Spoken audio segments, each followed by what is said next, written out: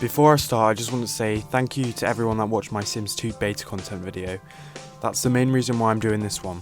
Also, thank you to everyone who left suggestions on improvements. I've fixed that horrible popping sound that came with my microphone, and hopefully the editing will be much nicer too.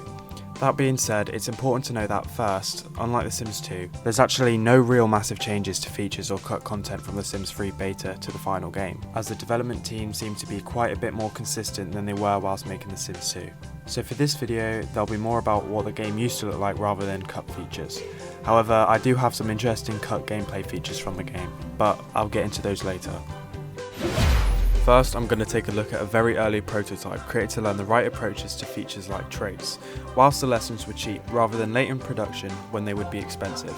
In an article by one of the game's developers, Ray Mazza, he stated, "We limit each sim to a maximum of 5 traits. Early in pre-production, this just wasn't the case. We originally had a system where each trait had a point value, and the player had points to spend.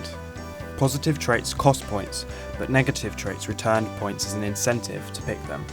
This system allowed players to choose many traits as long as they balanced negatives with positives, but we quickly realised this approach was far too geeky and inhuman for a Sims game."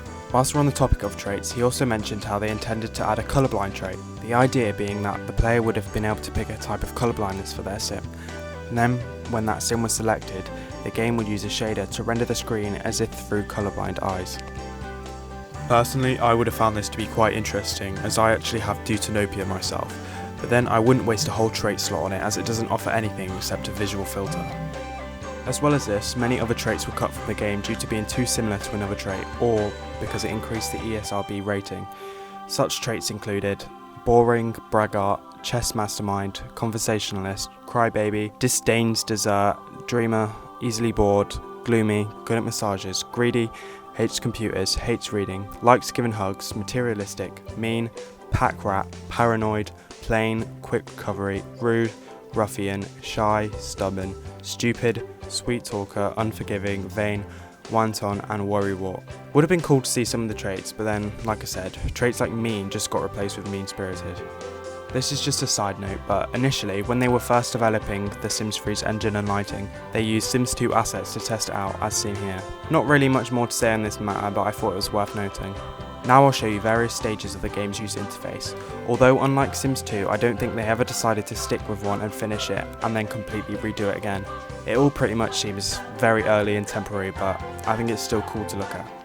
Here's the earliest screenshot of Creator Sim that I could find. Even the sim looks a bit different, though I can't tell if this is because of the lighting or because of his eyes. Next is another early look at Creator Sim, although what I find interesting here is that the young adult age seems to be shorter in height than regular adults, and it also looks like you were able to create babies in Creator Sim, unless those are toddlers, in which case there is a new age state between child and teenager. The next look at Creator Sim is much later, but the environment is complete and it looks a lot like the Creator Sim used in the Sims 3 Wii. I actually prefer this beach house kind of look to what we ended up with. I have some more screenshots of Sims created in this environment. They too look slightly different with different lighting.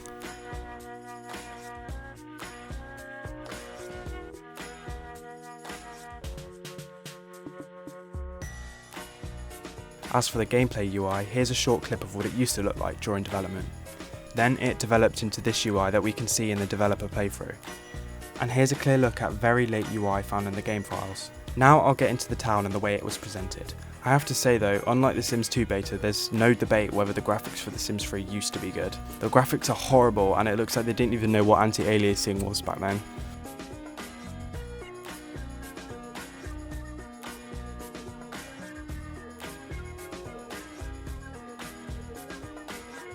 This map view just proves my point further. The houses are too plastic looking and shiny and they don't fit in with the terrain at all. Here you can see the map icons also used to be a bit different. Finally, a feature cut out from the game was a clothing store, only seen a few times such as here. It's unknown why they cut it from the game and decided to give players an infinite wardrobe, but the model of the clothes store was later reused as a spa. Well, I think that's pretty much it. That's all I could find about the beta version of The Sims 3. I know it's not much, but I thought I'd still show it off anyway. If this video also does well, I might consider making a video based on what The Sims 4 used to be, and there's actually a lot to talk about there. But thank you for watching, and I hope everyone is trying their best to stay safe or just, I don't know, keep yourself occupied during this time.